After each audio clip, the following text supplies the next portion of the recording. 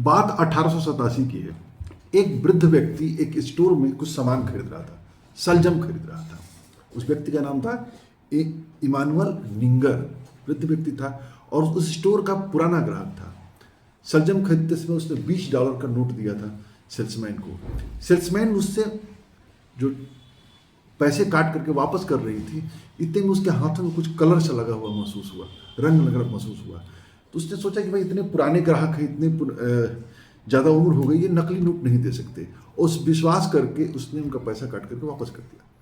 फिर सेल्समैन ने अपने 2 पुलिस वालों को बताया, मित्र जो उनके पुलिस वाले थे। पुलिस वालों ने देखा, उसमें दोनों पुलिस वालों में से एक को संदेह था कि ये जो $20 का नोट है वो नकली है, एक को संदेह नहीं हो रहा था कि नकली है।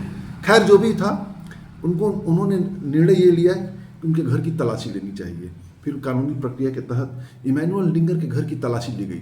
घर की तलाशी ली गई तो वहाँ पर नकली नोट बनाए जाने के संसाधन मिले और उसमें कुछ उनके पेंटिंग्स मिले। बाद में उनकी अरेस्टिंग हुई, जो भी कानूनी प्रक्रिया होता है, कानूनी प्रक्रिया हुआ और उन्होंने कुछ पेंटिंग्स बना रखी थी।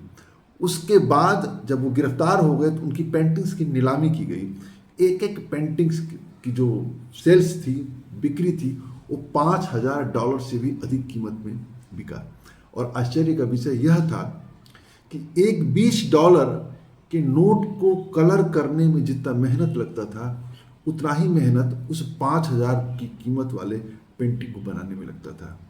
बाद में इमैनुअल निंगर से किसी ने पूछा कि क्या किया आपने प्रतिभा का कैसा उपयोग किया। उसने कहा कि सबसे ज़्यादा यदि मैं चोरी किया हूँ तो मैंने खुद से चोरी किया हूँ। मैं चाहता तो अपने जो पेंटिंग की टैलेंट था उसका उपयोग करके मैं बिलियनियर बन सकता था, लेकिन मैंने गलत तरीका इस्तेमाल किया, जिसकी वजह से मुझे दिक्कत परेशानी का सामना करना पड़ा। आगे चल के एक और स्टोरी है कि एक आर्थर बेरी नामक चोर था, ज्वेल थीफ था, जो अपनी चोरी के लिए प्रसिद्ध था। लेकिन ये ज्वेल थीफ सिर्फ पैसे वालों के लिए नहीं चुनता था कि जो पैसे वालों को ही के यहाँ डकैती नहीं डालता था, बल्कि उस व्यक्ति के यहाँ डालता था जो समाज का नामी और बड़ा व्यक्ति है, पैसे भी हो और नामी व्यक्ति हो। उसको संतुष्टि मिलती थी किसी बड़े व्यक्तित्व वाले व्यक्ति के यहाँ चोरी करने की। बाद में वो खैर किसी तरीके से वो भी पकड़ा गया। पुलिस के दौरान उसको गोली लगी, गोली लगने से किसी तरह से जान उसकी बची। तो उसने निर्णय लिया कि आज के बाद हम चोरी नहीं करेंगे। उसको 17-18 साल की सजा होगी।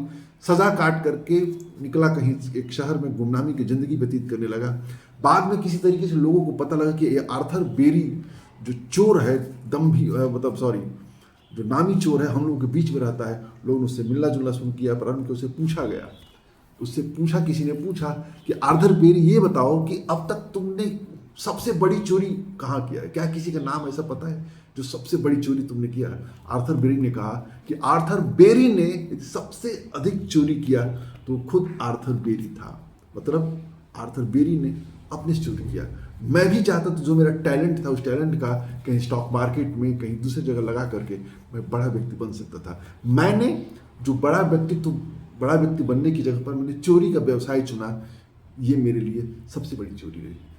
आगे जिग जिगलर लिखते हैं कि क्या आप एक चोर को जानते हैं? एक चोर हमारे अंदर भी है, एक चोर आपके अंदर भी है।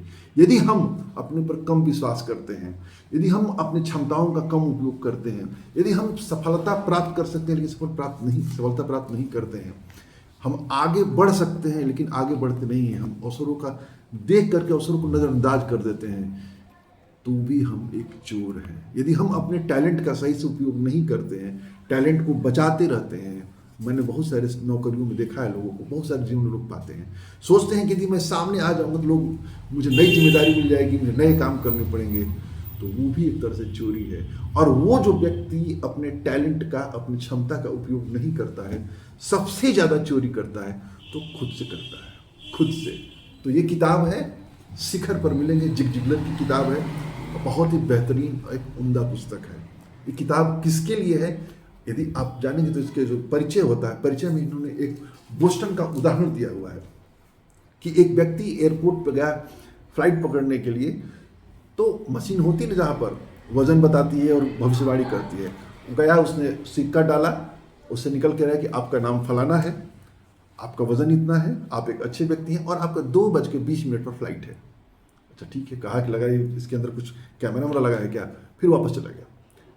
फिर दोबारा जो पैसा डाला चेक करने के लिए कि मशीन सही बोल रहा है कि नहीं बोल रहा है, फिर डाला, फिर वही बोला कि आपका नाम मिस्टर फलाना है, आप 2:20 की फ्लाइट पकड़ने वाले हैं और आप एक अच्छे व्यक्ति हैं। कहा ये जरूर ये गड़बड़ हो रहा है। वो गए वॉशरूम गए, पूरा बढ़िया से इन्होंने अपने आप को अलग से वेशभूषा बदल करके आए और फिर से वो सिक्का डाले। फिर कहा कि आपका नाम फलाना है, आपकी उम्र इतनी है, आपका वेट इतना है, लेकिन जो आपकी 2:20 वाली फ्लाइट थी आपने मिस कर दिया है। तो हम लोग बहुत सारे ऐसे होते हैं जो अपने फ्लाइट को मिस कर देते हैं। तो जिग लिखते हैं कि यह पुस्तक उन लोगों के लिए है जो अच्छे जीवन का बहुत सा हिस्सा गंवाते जा रहे हैं और लाभ नहीं ले पाते हैं। तो ये पुस्तक उनके लिए है। जय हिंद, जय भारत।